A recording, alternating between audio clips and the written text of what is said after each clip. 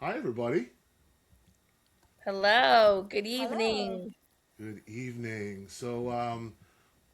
This time we have a podcast name. And so we're going to call this Built by Educators. So I want to say welcome to the second/slash first episode of Built by Educators, a Collab Ed production. My name is Mike. I am a fifth grade teacher and the founder of Collab Ed. Um, I'd like to do some introductions. So, first, as I always do, I have to introduce the star of this salad. I am genuinely green with envy every time she joins me on the mic. You're all lucky she continues to serve up bite sized brilliance for us to chew on.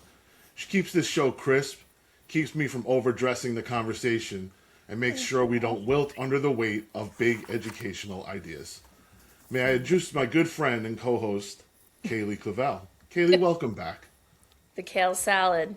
I'm happy to today, happy to be here. today we're excited to welcome Margaret Boersma. Margaret has spent over 3 decades in education and now works globally through creative education in action, helping schools rethink creativity, curriculum, and the real life skills students need to thrive. In this episode, we're digging into technology, attention spans, testing cultures, essential life skills, and whether our classrooms reflect the world our students are actually living in. This conversation is rich, it's layered, it's going to challenge you. You might even say it's full of nutrients. Yes, that was intentional, right, Kel? We Yep. promise this will be a good episode for you, even if it takes a little chewing. Let's get into it. Margaret, Yes. welcome. Thank Before you. we get started on the itinerary that we probably won't finish, could you tell us a little bit about your work and creative education in action? Okay, so thank you for having me, first of all. This is very exciting. Um, my work. My work has evolved over the decades. I was a teacher for many, many years, from kindergarten to grade 8, or 8th grade, as you say. I'm Canadian. But I'm also Dutch Canadian, so I also like to work internationally. And I support leaders, actually, entire schools, so that there's more capacity. So, leadership capacity. And I'm just creating a roadmap for that, the leadership capacity roadmap. And it really deals with the real things that are going on in school, very practical. And I find that kids haven't really changed. It's the circumstances and the conditions that have changed. And we, as educators and leaders in schools, do not know how to handle that because, and it's not our fault, it's because we weren't equipped to deal with what the conditions are now. And they're systemic, they're not one classroom oriented, and they're also in our world. And so there's lots of alarms going off, not only in children who are, quote, misbehaving, there's a whole lot behind that we could unpack, but also in adults in the schools. And how do we deal with dysregulation? How do we deal with that lack of instructional time that happens because there's big emotions going off everywhere? Mhm. And how do leaders allow time to build the foundational skills so that students and adults can regulate and so that the academics are learned much faster? That's what I deal with, and that's how I support schools. Wow. So that's really a great place to kind of, I think, start this conversation. So for today's theme, I kind of put down, are we preparing students for the world they actually live in? And this conversation can go a couple of different ways. I think where I want to start is this. I think that that students fundamentally haven't changed. If I heard you say that correctly, like, okay, but I do think that something about the students has changed, right? And I think that a large play in that is this notion of social media, and is Mm, this notion of yeah, really kind of attention span. So I exactly. Yeah, I think the first question that I want to go after tonight, the first thing I'd like to talk about is how or what are some of the things that we can do to modernize instruction without sacrificing depth and intellectual rigor. And listen, this was an easier first question than I asked last time. The first question I asked in the last podcast was how do we fix education? So I think you got off pretty easy here. So I mean, what do you think about that? Can you just ask it one more time? Yeah. 'Cause So I mean, what do we do in order to get the kids who are hardwired for 30% or 30-second videos, minute videos? How do we? What are some of the things we can do Okay. to get them educated Got it. and without sacrificing the depth or the rigor of what we do? Yeah. So what can we do about it when we have kids who seem to be the ones that have changed, when really it was the conditions that have changed the kids? So I'll unpack that a little bit and then get into the practical side of what can we do now that we have this, okay? So yes, you're right, that social media, especially for slightly older children who have their own cell phones and their own devices, but babies have devices too, like parents give babies devices too. And so what ends Guilty. what ends up happening is the children are entertained a lot. They get addicted to the devices, just like all their adult role models are, if I might be so blunt. It's And true. it's true, right? Absolutely. Yeah, and so what ends up happening is they're used to instant gratification, they're used to quick, snappy things, and anything that requires deeper thought is they don't have the patience for it. Yeah. Because and so it restructures their brain in some ways because teenagers, they've done research on this. They can't read a book for an hour and a half, 2 hours at a time because it requires too much sustained concentration. Right. And I think those are conditions, and our children are reacting to the conditions. And so one thing that Hannah Beach and Tamara Stryjak say in their book, Reclaiming Our Students, which is an excellent book for dealing with all this stuff, is we have to make sure that our students are able to exhale. Because what happens when they get these devices is they're entertained. But it is not a way for children to work through their day and their emotions and their relationships. That happens through free play. And you can see it when you see children play. But when children are being entertained, they're breathing in and in and in. And they never have a chance to exhale. And so what ends up happening is their alarm systems start going off. And so in their book, they really talk about what do you do with the bossy child? What do you do with the resistant child? And what causes it? And then what do you do with it? So I'll give you a real life example to get into the practical side of your question. Yeah. I like to do projects in schools so that I'm in the classroom. And that's really helpful for helping schools and the leaders in the schools because a lot of them don't get a chance to spend any amount of time in the classroom. And if you're just walking by a classroom or you do a walkthrough, it's not the same thing as trying to teach these kids who have this sort of an attention span and how do you get the academics across. True. Yeah. So I did that with grade 7s a couple of months ago in January. And I ended up putting a draft of a whole package together of how do you do this? And I tested it on them. And it was amazing how they turned around. So I'll give you one practical example. I'll do it through games too. But this one example, a lot of us do sustained silent reading in class at least a couple of times a week, hopefully. Yeah. And I said to them, instead of thinking about it like people are interrupting me all the time, I can't concentrate. How about, I called it the concentration competition.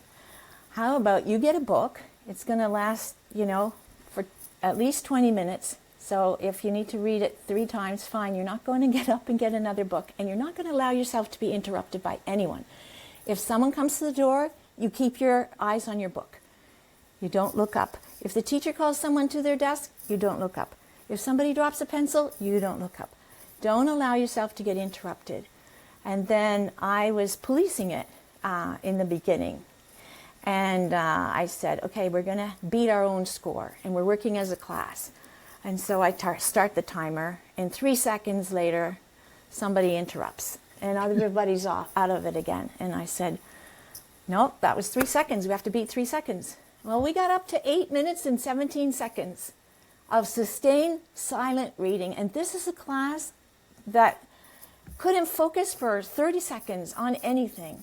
Yeah. So, and we did that twice, 2 days in a row at the beginning of my half-day class.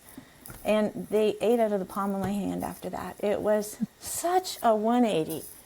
So in that exercise, I was training them. I was training their impulse control. I was training their length of focusing and attention and their regulation, bringing their regulation system down. And the whole unit that I was doing was called Notice Your Self-Talk, and I created it with them. And and so it's a very strong unit now. But we talk to ourselves all the time, and it's the voice that means the most to us. And to be honest, what parents and teachers say when children are young, that becomes their self-talk. So we have to be very careful. Yeah, and Margaret, I'm glad for, well, a couple things. The building of the stamina is something that needs to be taught into, and I think that is just a teacher tip for teachers now of like, yeah, you have to retrain our brain now to not get that immediate validation that you were talking about. I'm glad you said grade 7, because sometimes in conversations about building the stamina and talking about attention span, we're really focusing on elementary school. And I think, I made the transition from 3rd grade to 6th grade this year, and a lot of these things still apply, right? Like, and even so, a little more in middle school. And we tend to be taught, or maybe just make an assumption that, games and all of this type of like play with our minds is something that we do only in elementary schools. So it's refreshing to hear that no, these things should apply to middle school. And guess what? They apply to high school too. Like, kids are kids, and these adults like gameplay as well, So I do. I would rather spend time there. I teach a writing class, and I do a game called We Will Write, which is like we're all looking at, the screen, and different prompts are coming up, and we're like finding out different ways that we can write in different ways, and we type it really fast, and then we read each other's. It's like so much more engaging than just some of this rote instruction. So I think what you're talking about right now is just really important on like, and the question Mike was asking before of like modernizing instruction. I think that's a great tangible way to modernize instruction, is being intentional about building stamina in I students. call it proactive learning. Yeah. We can't only be reactive. And in most of our teacher training, we are taught to be reactive. Right. In that type of training. So if a child does something, in the moment teaching, and it doesn't work because the amygdala is engaged, and anybody who witnessed somebody with a temper tantrum, nobody can, it's like they're part of it. So we're in our amygdala, in that survival part of our brain, when really, if we could teach these lessons when they're in a state of calm, then they can access the thinking part of their brain, which is the prefrontal cortex. Yeah. And that's what they need. So we need to teach these lessons proactively. I'm listening to the two of you talk, and I'm curious to know where you both land on this subject. It seems as though we're talking about technology being a threat to the way education is, and I'm wondering if, because I happen to be on team tech, all right, and I'm gonna say this, not in a, and I told you we would talk about things that so I happen to be on team tech because I think that where well, look, I mean, I don't know where we're headed. Like, I don't know where this world is headed. But if you told me that I could have a personal assistant that was entirely on a computer 10 years ago, I might have laughed at you.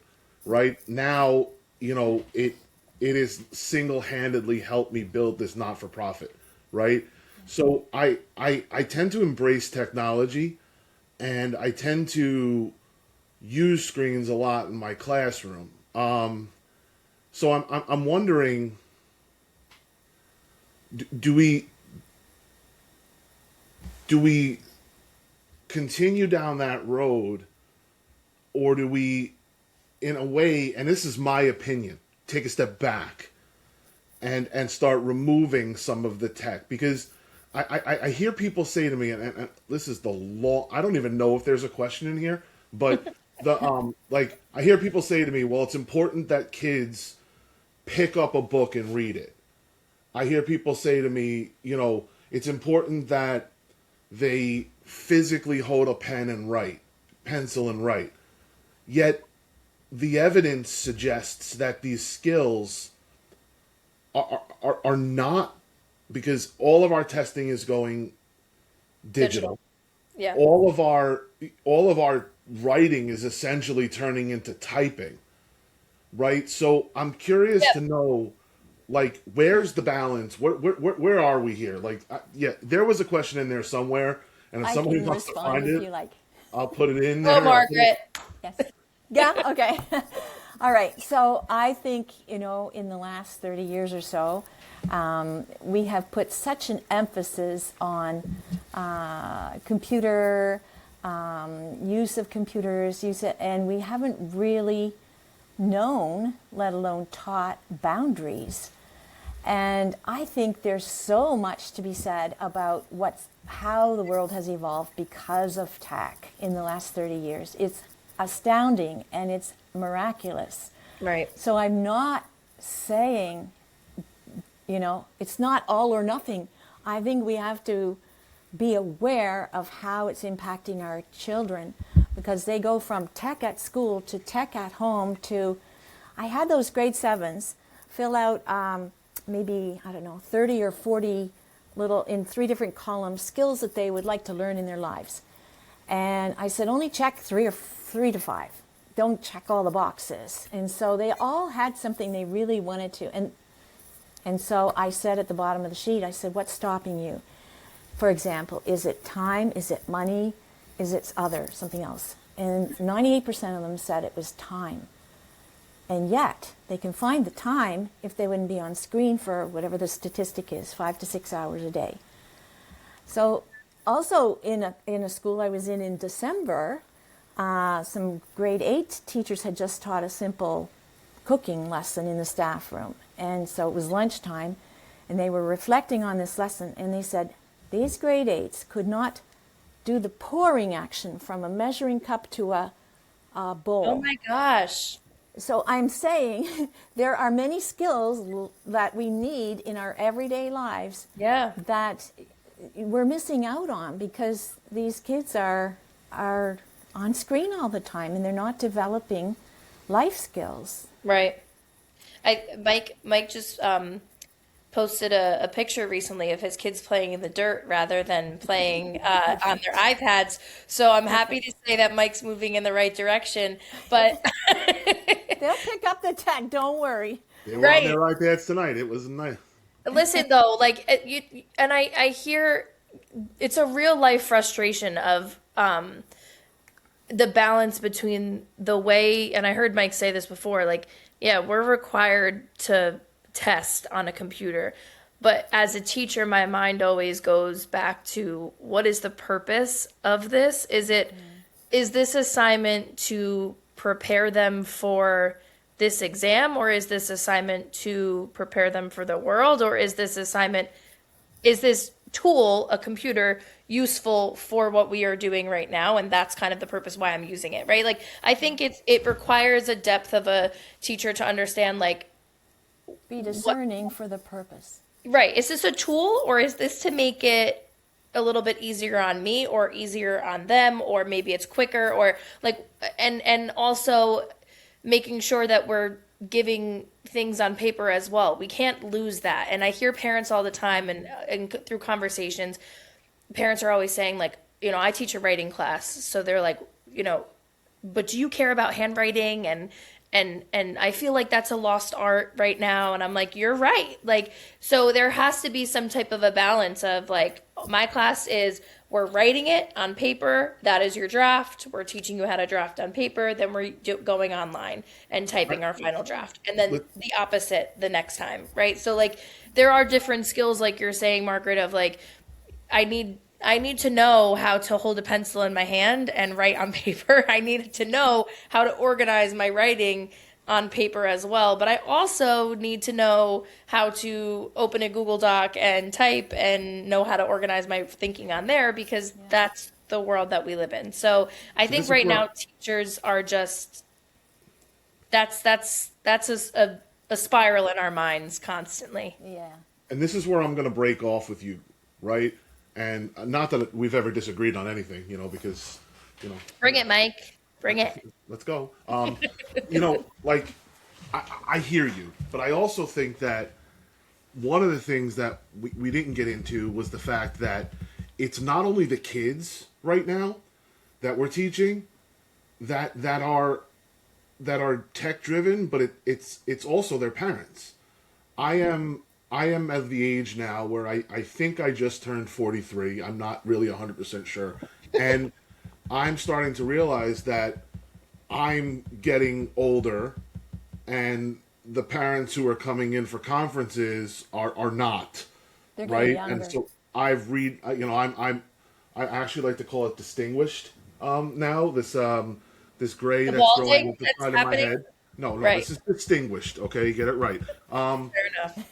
But to your point, right? Like, if a parent challenges you and says, "Well, you really care about handwriting," right?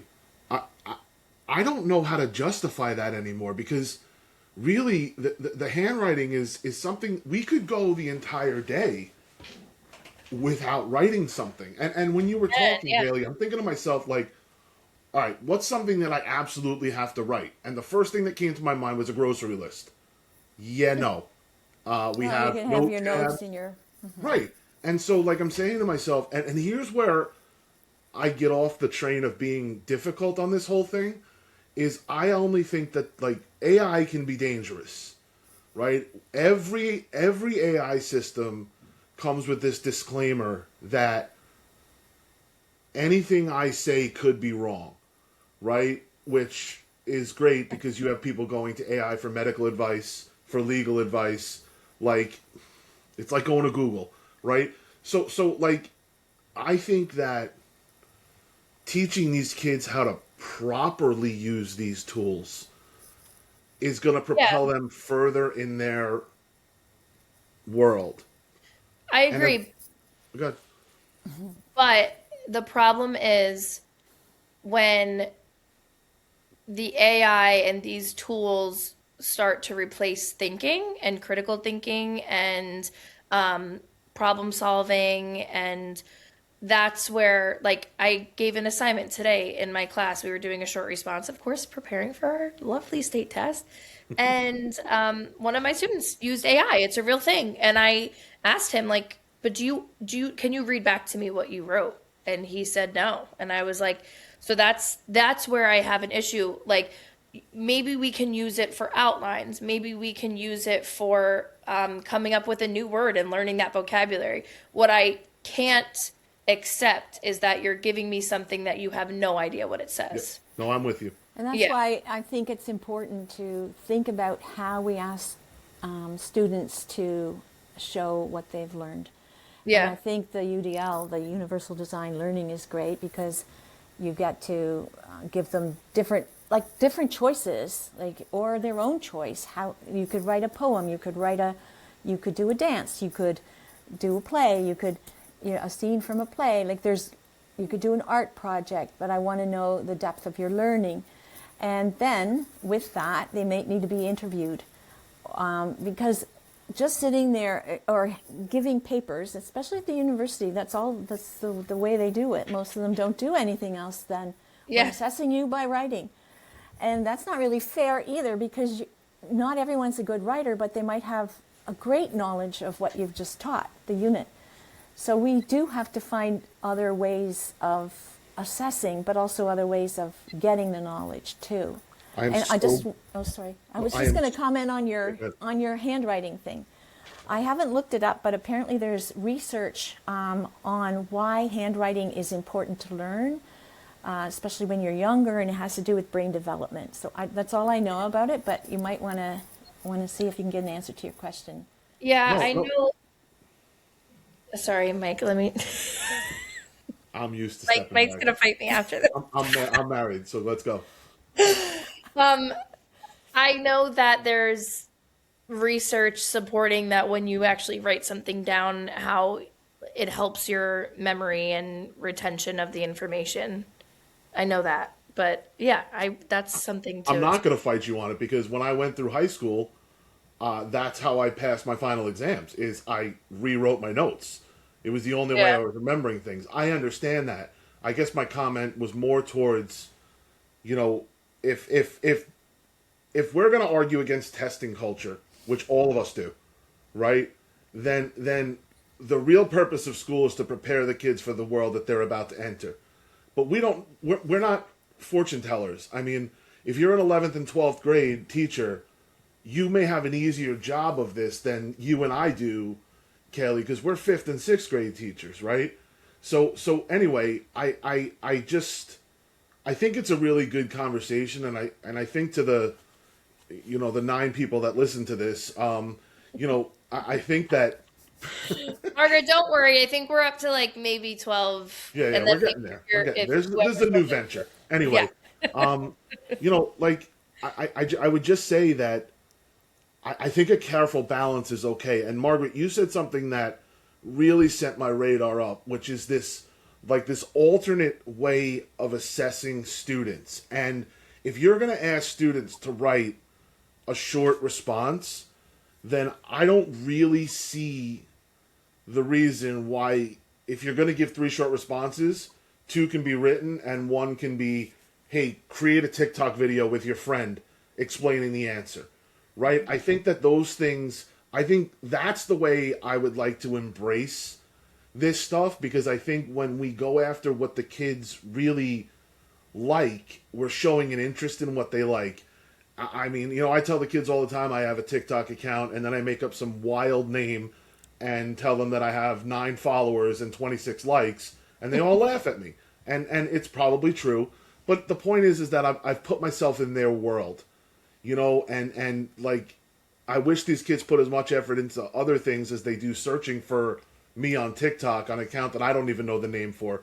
But I guess the point is, embracing the things that they like to bring what they actually know out, right? Yeah. And that to me is important, because Kaley, you said about that AI example. It's the same thing I do. When a kid comes up to me and says, "This is my answer," I say, "Great, what's this word mean?"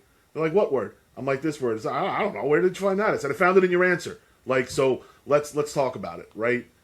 Perfect. Let's move here to something, because I think it's going to tie into what we're talking about now, and I really like this. So, Margaret, I'm going to ask you to unpack something for me, right? When you and I talked, right, prior to this, you were talking a lot about, soft skills and framing them as essential life skills. Right. So I'm wondering if you could unpack that for the masses of people. Sure, and it picks up on what you were saying about teaching your students to be ready for life after school. Like, actually, they need to be ready for life today. Now, not only after school. So I'll just say that. But I think what we need to focus on is those soft skills, because those are essential skills.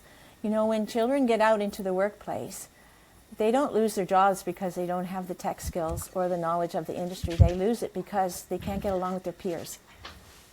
So those are soft skills. And we have to train them right from kindergarten and before. Like, it's so important. Children need to know how to self-regulate. A lot of children can't do that anymore. They let off big emotions, they throw desks around, they're violent in schools. And teachers are leaving in droves as a result. It's really sad and appalling what's happening. And it's not the children's fault. And it's not the teacher's fault. And it's not the leader's fault, because we weren't equipped to teach what's happening right now because of the conditions in the world. Right. And when I say that, I mean, you know, we're not aware of what these devices that the kids are addicted to and the adult role models are addicted to, what is happening. This is the very first generation or two in the history of mankind where we've had this technology that's so pervasive, this thing that's so pervasive, without having tested it. And we're seeing the results. And so I think what we need to teach at the youngest ages are those soft skills. Yep. So those would include skills like like cooperating, not just the attention span and the impulse control and the regulation, but really get into communication skills. How do you really listen to someone and make it clear to them that you heard them? You have to paraphrase and empathize. Yeah. Or summarize and empathize. And how do you do that? You know, when you've got your own opinion in your own head, and you feel like if you're doing that, you're agreeing with them, which is not the case at all. And this is the kind of things that we need to teach when everyone is calm.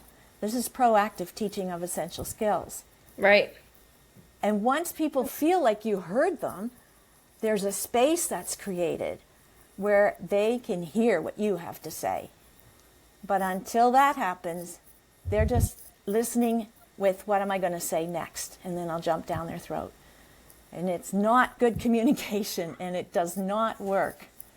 Margaret, can you give any teachers who are listening just a quick lesson idea on how to model that type of communication? Okay, so here's an example. This is a very typical example. You're on recess duty, and there's kids playing on the soccer field, and one kid doesn't get invited in. In fact, every day at recess, this 10-year-old ask, can I play soccer with you? No. And so they come to the teacher. What do they want from the teacher? They want the teacher to resolve the conflict. Right. What do we normally teach our children who do that? We teach them to rely on adults to solve their emotional and social problems.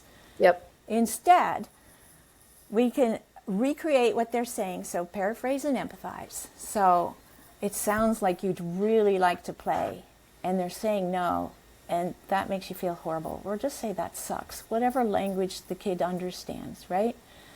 And say it in a very empathetic way. And it might set them into tears, and that's okay. Come and walk with me for a bit. And then when they're really reasonably calm, and you might have to do it more than once, but it's always the same response. Yes, and I've been there every day this week, and they still say no. Oh my goodness, you've been trying every day this week. That is so hard to take. Yeah. It feels like rejection. Right. And you say this to the kid, and you watch his emotional temperature come down. So only when it's down can you do the next step. And that is, what would you like to do about it? So this sounds like a place where modeling could also be a thing too. You know, so I know that we don't want to give kids the resolution, but I also know that there are kids out there who come from places where things are not often shown this way, right? So I'm thinking of the example you gave, and let's say there's 9 kids, right? And it ends up being 4 on 4. So what do we do with the extra kid? Oh, you can't play, you're extra, right?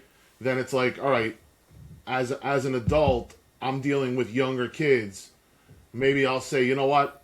I'm going to play now, right? So now we have what? We have 5 on 5, right? So how can we solve this problem going forward, right? You put yourself into the situation, you let the kids kind of work it out, you know, mentally. But I see what you're saying, and I really like it.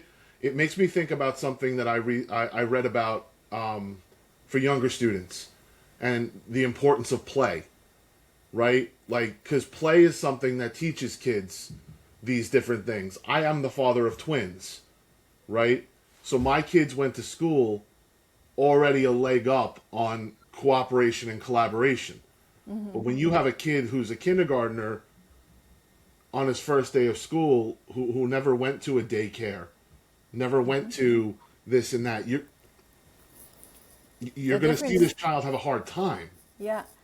Right? Do you want me to continue with my example? Yeah. No, I'm hearing what you're saying, Mike, and that is one possibility, right? Like you're saying, you could insert yourself into the game and then they'd have equal teams, but it wouldn't be equal because an adult's like two people.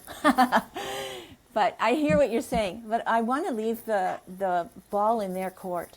So rather than me as a teacher saying, well, we could try this, I could come and play, leave the ball in the kids' court and say, what would you like to do about it? And it's amazing when they're in a state of calm how creative they can be. Well, the first thing they probably say is, you could come and tell them that they have to let me play. Because we still don't know the reason why they're not. And that doesn't matter. The reason doesn't matter. What would you like to do about it? And so have them come up with 2 or 3 good suggestions and then ask them, which one would you like to try first? And then say, how would you like me to support you? You're not doing it for them. Right. Well, maybe you could come with me when I ask them again to play. Yeah, I could do that. So then you just stand there and you ask again. And, in the end, it could be that the kid wasn't a good enough player, that the kid needs to have a one-on-one with the person who keeps saying no, because they're likely the alpha in the group.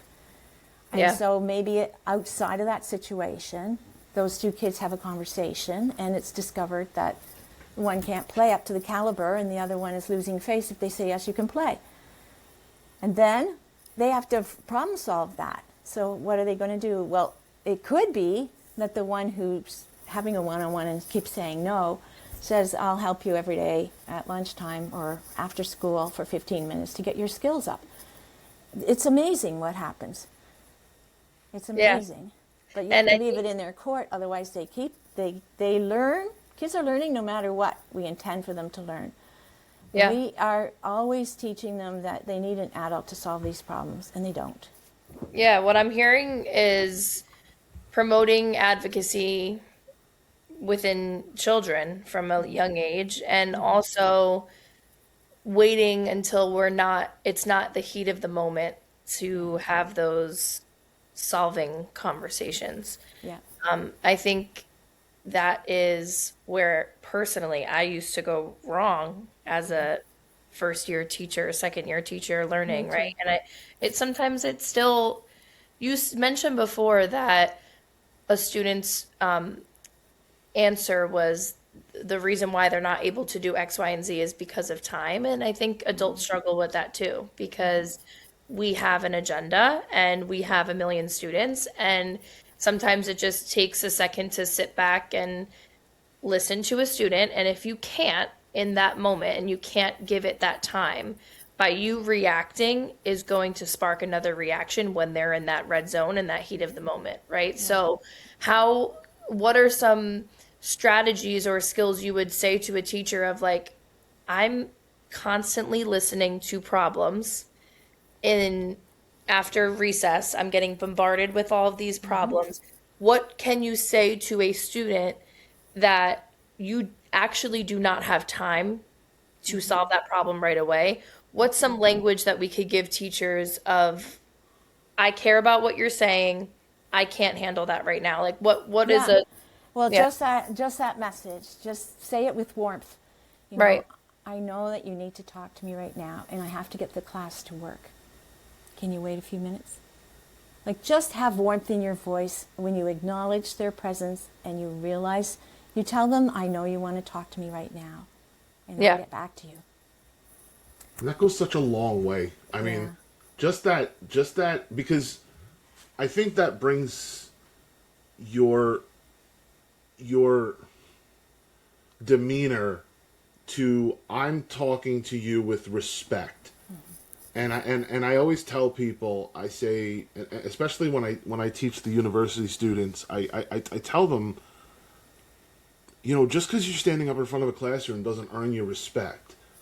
and especially when you get to the kids that, like, you know, Kaley and I teach in the 5th and the 6th grade, they're starting to learn which teachers respect them and which don't. And that message goes a really long way. That tone, that, yes, I'd love to help you, but now might not be the best time. Talking to kids about, I don't know what you call it, where we came up, we call it like take a break, like separate yourself from the situation. Even coaching kids at that point that, why, what did I do? That's not the right time. I'd be happy to talk to you about this, but we'll talk about it later. Yeah. Right. And I just keep thinking about what you said before, in the last section, along the lines of responding, right? Instead of being that reactive, right? It's about being thoughtful. It's all right. Let me think before I say, well, what did I do? Right. And how do I do that? So these skills, It only takes 5 seconds, sometimes just 3. If you train your children to just pause. Mel Robbins wrote the 5-second rule. It's around this whole concept. Yep. Just if they could wait 5 seconds, they'll come out with a response rather than a reaction, and it'll make all the difference to what happens. Too. What? Adults need this too. I know. I work Right? with that too. That's a good lesson for people. That's a good lesson for teachers too. I mean, even younger teachers is, what? Before you want to respond, wait that 5 seconds. I mean, look, I heard Kaley say something like, I make these mistakes as a new teacher, as a second year. I'm sitting here going, I make these mistakes as an 11-year veteran. Yeah, it's still totally. I'll give you an example. A friend of mine taught special ed, high school special ed, and he taught his kids who were very reactive, right, to do this. Put their hand up and look away if they needed a moment. And so these kids in his class knew that. So one day, one of the kids was running down the hall because the announcements were on, and another teacher stopped him and said, "Hey, Michael, stop it. Stop running."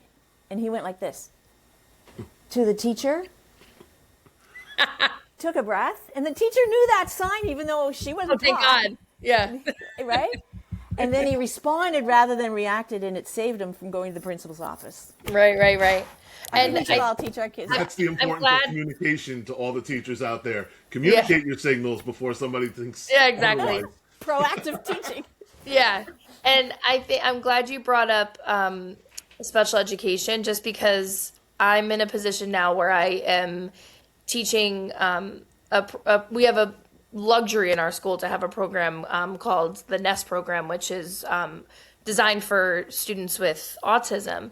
And what I've been learning is, different ways to ensure that my thoughts and my ideas are cared for, and that although I cannot get to them immediately, something that we use as a tool is a parking lot, a physical parking lot for I'm parking my question here, and when my teacher has a minute, that question will be removed from my parking lot, right? I'm parking my thought here, and that visual of like, I wrote down what I had to say, or my ideas in my head, and my car is parked here, and my teacher knows that I have something to say right now that's very urgent to me. Those types of, that type of nonverbal communication is really essential. And even if, I had a student at the beginning of the year that would immediately say like, I'm not done, like immediately when a timer went off or anything like that. So you have to recognize those types of trigger points as a teacher. And what worked for him was just this signal right here, just putting up a number 1 of I need another minute. Yeah. So his hand goes up. I give him one of these, and that's it, right? Like, no problem. Beautiful. Not even thinking about it. And so I said, sometimes I won't even do this, but you doing this tells me everything I need to know, and let's just keep moving on. So I think, Mike, what we talked about in the last episode was a lot to do with relationships. And I think that this also ties into this conversation of like understanding the needs within your classroom, and also understanding that needs are ever changing.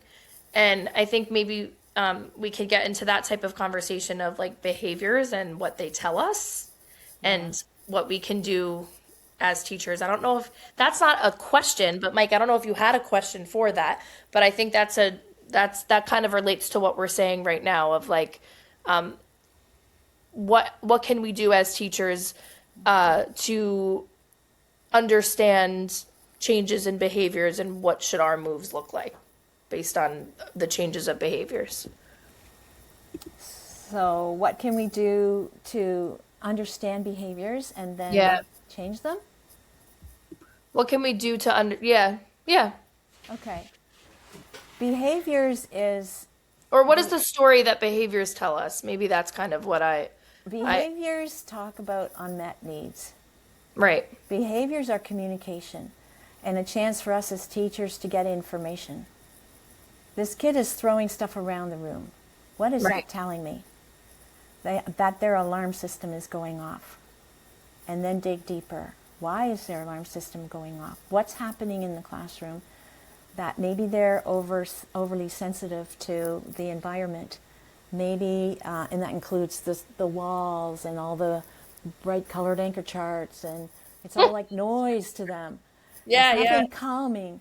And we live in a world right now where things are alarming. And if they're exposed to the news, that's alarming. And if there's so many alarms going off. And so even for kids who are not oversensitive, they also need a place of calm. Routines are calming. When we say, surprise, we're doing this now, that's alarming. So it really is, Yeah, it's especially to the sensitive kids, right? So calm walls, calm decor, calm demeanor, follow routines, and understand that behavior is just communication and a chance to get information. That's all it is. Children do not have the language and the verbiage and to be able to express themselves in moods. And so when we complain that our children have inappropriate behavior, stop. Inappropriate. Okay. Their alarm system is going off. They're having a temper tantrum. That's information. It's an impulse. It's nothing they can do anything about because they haven't been taught to respond, to take that chill moment, to even recognize what their inner voices are telling them. You know, we all have, there's a really good book. A kindergarten teacher just wrote, I'm helping her develop curriculum for it. It's called Harmony Hare and Her Three Voices. It's a book about self-talk. And in that book, this little rabbit realizes she has three voices, and we all do. The victim, the villain, and the hero. The villain says, I can't do this. It's just way too much. I'm so overwhelmed. I'll never get this. The villain's like, it's not my fault, it's your fault, or it's the government's fault. I mean, we all have this, so I'm thinking adults too, right? Yeah. It's always someone else's fault, and it's an aggressive kind of behavior that we have. The other one, the victim is inward, the villain is outward, the victim is passive, the villain is aggressive, but then we all have a hero voice. And what does the hero voice do? The hero voice is calm and confident. The hero voice can tap in on its inner wisdom. How do we do that? And how can we teach that proactively? Yeah. And that, my work that I did with grade 3 to 5s in December, and the same unit, only at the grade 7 level, in January, I developed a whole unit, cross-curricular unit for those ages on that book. Even though the grade 7s, I never read it to them because it looks like a kindergarten book, but adults resonate with it big time. And so I think we need to teach which voice is coming out. And if we really want our hero voice, we need to be able to respond and not react. It's all tied together. So true. You said I love something that. interesting to me. First off, I'm glad you said that thing about unmet needs. I think that one of those unmet needs, and I just want to reiterate this because you said it a couple of times, one of those unmet needs might be that they don't know how to handle what you're asking them. And their just default is to do what they do when they're not getting their way anywhere else, right? And I think that that's really important for people to understand. I think all too often, and I'll speak for myself here, I think we take behaviors personally Yeah. as teachers, and I Yep. think that separating yourself from the child's actions is important. The kid is probably not doing it to aggravate you. The kid is probably not doing it. I mean, look, are there kids who are capable of it? Sure, but it's unlikely, right? Yeah. And then the second thing you said, and this is more of like a, teaching grade 5, I this concept of reading children's book to older kids, I find they love it. I mean, They often do. I just didn't do it because of who they were. no. I'm just, I completely understand, but I mean, as far as a method goes for Oh, yeah. really any kids, Yeah. they don't hate being read to, No, and read alouds. Talk about calming. Read alouds are right, like everything. Yeah. yeah, and it's pretty cool too, because it's like, even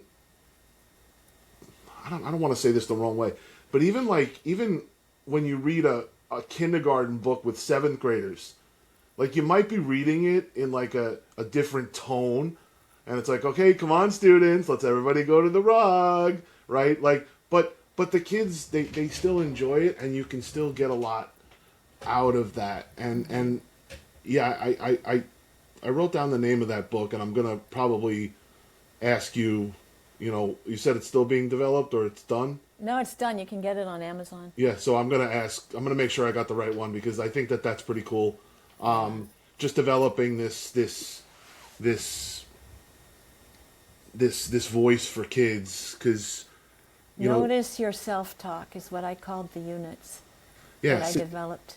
yeah, I think it's great. All right, so let's just do a couple more things. I am very sure we're close to an hour at this point. I have no idea, but 52 minutes. oh wow, look at that.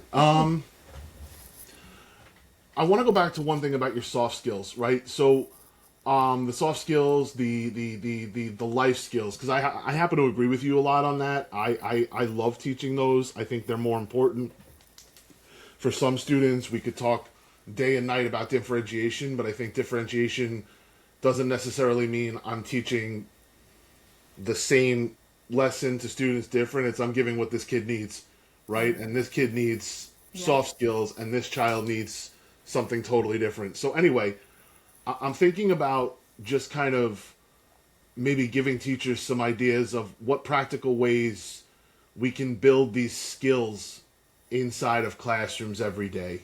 Do you have any favorites? Yep.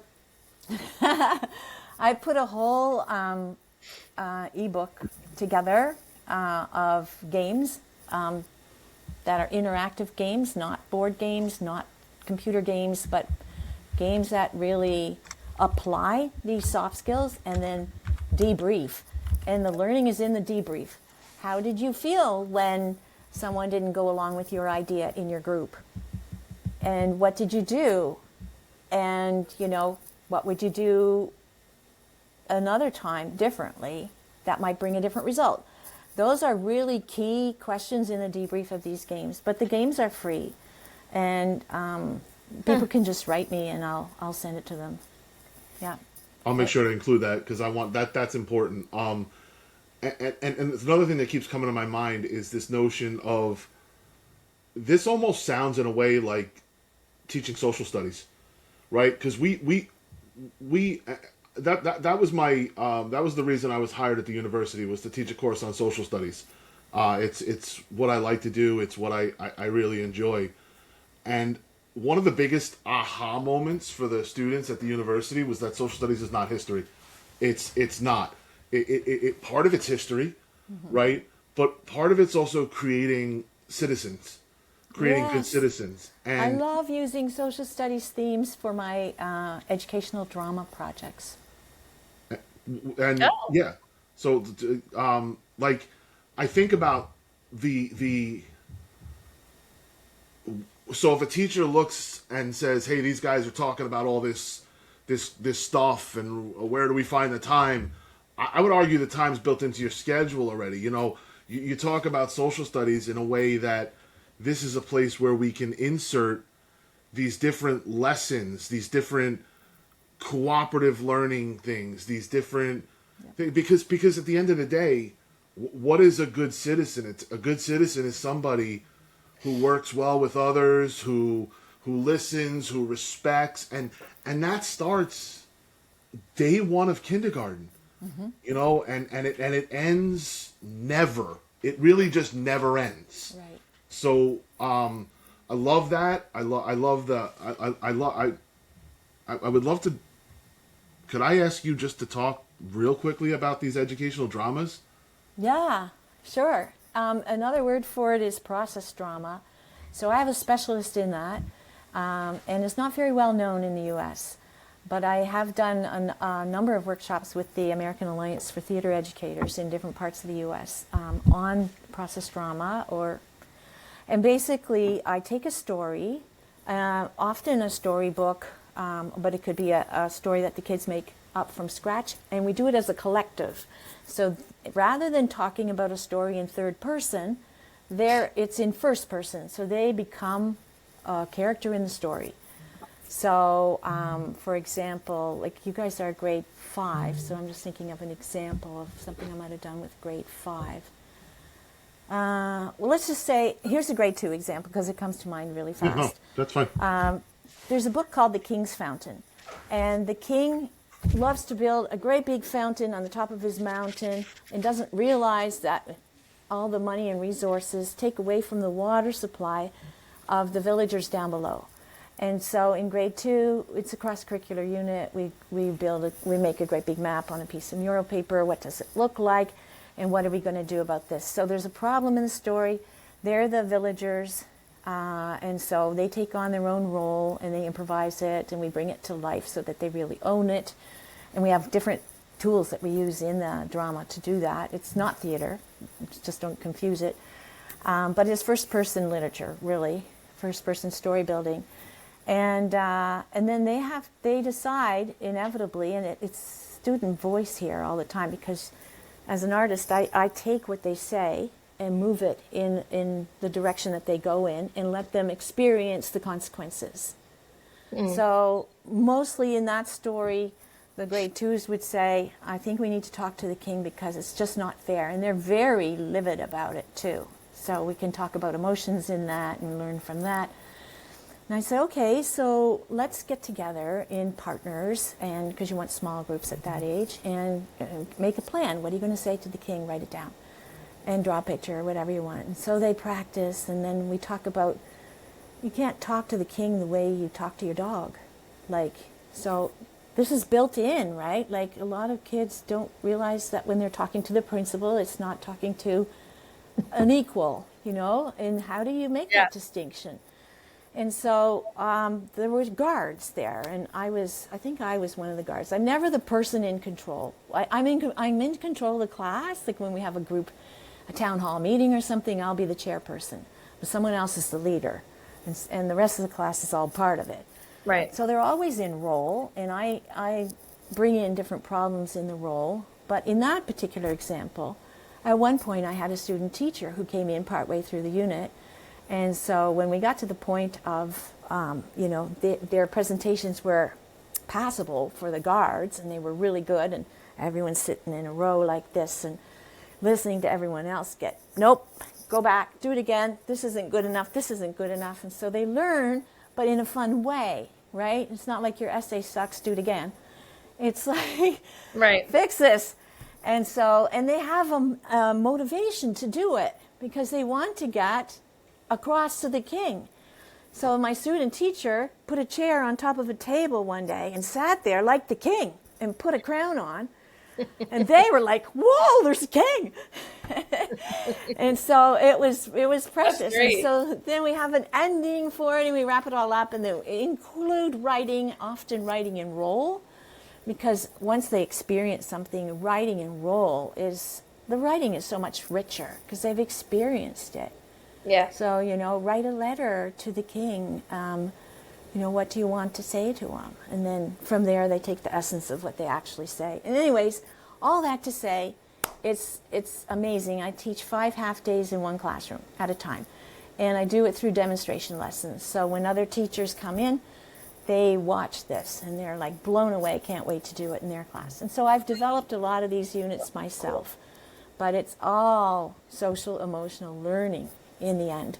It's the foundation skills of being able to live in society. And that's what we need to teach. Yeah, absolutely. I do have to disclaim that Collab Ed cannot be responsible for anybody who puts a chair on top of a desk and falls. So just throwing that out there. Anyway, I love that idea, though. I'm so performative in teaching, and I love that. I have my old co-teacher, Miss Clark. We used to do something called the Clark Hill Theater, and we would always do stuff like that and dress up, and so I'm fully all for it. I will be sitting on a table as a king coming soon, Margaret. I'll send you a picture. not holding Collab Ed responsible for it in any way. Someone else has to be the king anyways. You want the kids to be in the power role, and you are in the moderator role always. All right, fine. I'll give it up. I'll give it a. But you can get a kid to figure out how they're going to be in a safe position, a little elevated from the rest. Like, all right. One way to do it is to get them in a chair and everyone else sitting down on the floor. Yeah, that's better. All right, we're good. Collab Ed endorses Mike's that. I'm with the ladder still. We'll figure it out. Kayla will be sitting on the roof of her building. Anyway, so yeah. I mean, look, we could talk for hours clearly, and this has been very informative. But I do want to respect people's time. So I'm looking at the last 2 things that we had down here that I kind of wanted to chat about, and ironically, they both cover similar type tasks, right? And so I guess I wanted to explore this question as kind of our last thing. How can teachers integrate creativity and choice without lowering standards? So you made mention before of universal design for learning, right? And then that question, I looked at another question, and it kind of said the same thing to me, which was, how do we protect creativity and real-world skill development inside the systems that prioritize scores? So when we put those 2 questions together, like, I mean, I know for me, and I'll start by just putting a story out there. You know, New York State here in the U.S. has put out a new science testing curriculum, and the old science test used to be, which of these is a living, breathing thing? The new science test is, read this entire passage, analyze all these pieces of data and evidence, and answer these questions. So we're talking about 2 totally different things, right? And I was initially very worried about how the kids would perform on it, until I realized that a lot of what we do pushes critical thinking skills, right? A lot of what we do pushes analysis. A lot of what we do just inherently, at least in where I am at, pushes these skills. So while I was worried about the new format, the kids actually did okay on it. I'm not going to say they did great, because I don't think anybody did great, but I know that we were okay. And so it tells me that there's a way to keep creativity and real-world skill development even inside the reality that we all live in. And we all know that reality is these scores and this. So I'd love to kind of just wrap up talking about what comes to mind when I throw that out there. So I think you're asking, like... Yeah, I'm not really good at asking questions. I'll get better at this, I promise. Well, I just wanted to make sure I hit the nail on the head. When it's a test culture, how do you keep creativity in there? How do we keep the kids interested in test culture? I guess that's my overarching question. Yeah. I would say, first, here's what I need to tell you. Here in Canada, we do not have the same test culture as you do in America. We have tests that are provincial tests, and in grade 3, 6, 9, and 10. And the rest of the time, we don't have provincial tests. So the emphasis on testing is way higher in the U.S. So I want to address your question. I'll just say that here we look at a triangle for assessment. We look at observation, we look at final product, and we look at conversation. When we have a conversation with the students, we gain understanding of what they know and don't know. When we observe what they're doing in groups and outside of groups and with their time, and that's another way of assessing, and the final product. So the emphasis is not on the test or the final product. The emphasis is equally amongst those three in that triangle. When it comes to creativity, I'm wondering if I don't even know if teachers know the test in advance, but if you know what kind of question it is, and you can extrapolate what it is they need to know and find a creative way to teach that, they're going to know it inside out and backwards. And just because they see it in another format on the test, they'll know it. If it's not engaging when they learn it, they won't remember it for the test. Right. You know, and I think this speaks to what we talked about earlier, right? If a kid knows what a main idea is, then speaking it or writing it shouldn't make a difference, right? Right. So, like, this is where I would throw out this conversation and this advice to teachers is that part of the hardest thing we do is trying to engage our students. And I think that the engagement really is just about finding different ways to let them do things. It's just about finding creative ways to let them do things. And we happen to be in a conversation with one of the people who I've never seen anybody be able to do this like Kaley does, right? And it's the reason that she's so successful as a teacher is because she finds these ways to relate to the kids and to get them to bring out their best. And I would just say that this Thanks, is so Mike. That was the important. nicest thing you've said to me on this podcast. I appreciate you. You know, not for nothing, but I thought that introduction was pretty nice too. All right, like that was. I worked On the hard on topic that. of the salad. I Thank you. worked hard on that one. All right. Anyway, Thank you. no, but I really, and I think it's important, and I think that the more you can do for the kids to help them understand these things. I mean, I sat across from a classroom the other day. We're in a very unique building where there's 3 different schools in our building. And so some of the rooms are shared. And this was a room for another school, and they were doing test prep. And it was test prep, it was question, it was test prep, it was question, it was test prep, it was question. And we've all been there. We've all done it. We're all guilty. And my brain has just gone to the point where it's like, what are we doing? Yeah, Like, but if you do those things, Mike, I'm sorry I have to cut you off. Like, if you do those things, there's ways to make it interesting. We used to play slash the trashketball, where if you have to learn this skill, this silly skill, and you can find a way to make it cool by like slashing the trash, crumpling up the trash answers, throwing them in the garbage, like making, there are some things that I feel like we're not going to change, unfortunately, right now, and that's standardized testing where we live.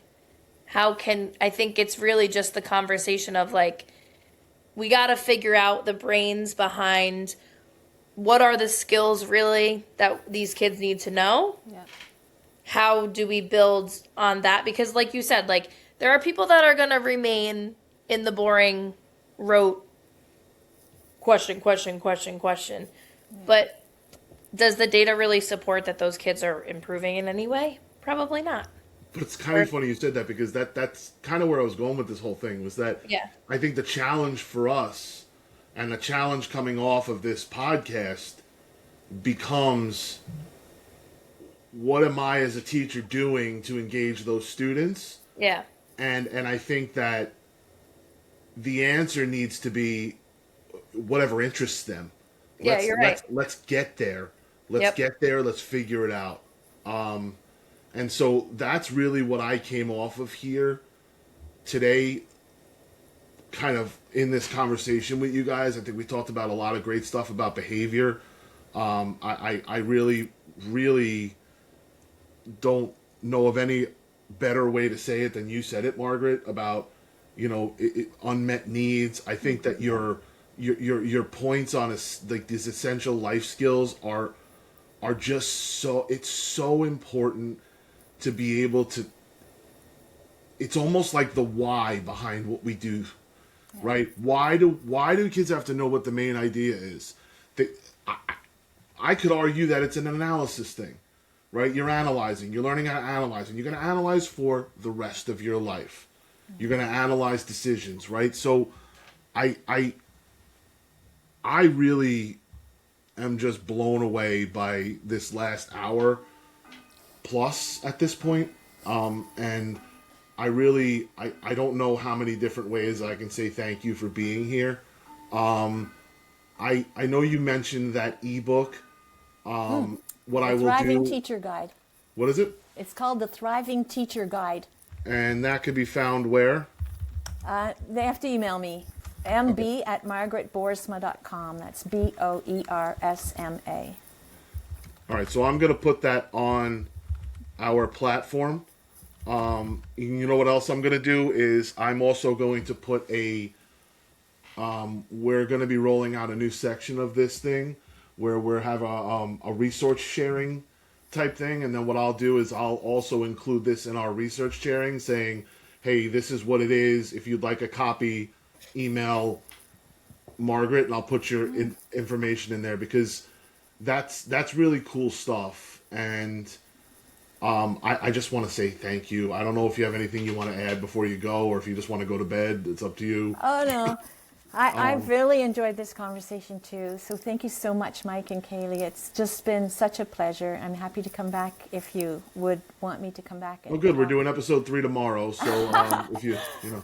I could talk a little bit more, about the novelty. Our brains love novelty. And so that's how you make lessons engaging, if you know it's novel to the kids. And I have so many ways that I do that. And because I'm a teaching artist, but also because we have a specialty here. We have extra active courses that you can take after you become a teacher. You probably have that too. But we have part 1, 2, and 3 of what's called a drama specialist, and I have part 3, so the specialist part of it, and I have put it into practice for years and years already. And that's how I got on the roster as a teaching artist. And it's beautiful because we have 5 half days with one class in one school and 5 half days with another class in that school. You really get to know the kids, you get to know their needs, and it keeps me grounded while I work with whole schools. I partner with schools because I really think that the leaders in the school also don't know what to do. And I would love to, if anybody's on this podcast hears me, just reach out and we'll have an initial conversation and see if it's something I can support you with. Great. Yeah. Well, thank you. Thank you, Margaret. You're welcome. Kel, it's always a pleasure. Margaret, thank you. And we can set up we'll call it like a reboot, and get back and continue this conversation, because I think it would be worth it. And I also think that what you have, just the tips that you've given, have been really helpful. So maybe we can just do like some short little clips that people can click on and collab at. And if you like that idea and you're listening, comment below if you want to get some clips and tips from Margaret. Aw, thank you. Happy to help. That's on the horizon. We're working on that. Cool. That's about it. That's all I can say. Guys, thank you. Appreciate you. Have a great night. And till next time, folks. We'll see you then. All right. Till next time. Thanks. Yeah. Bye-bye.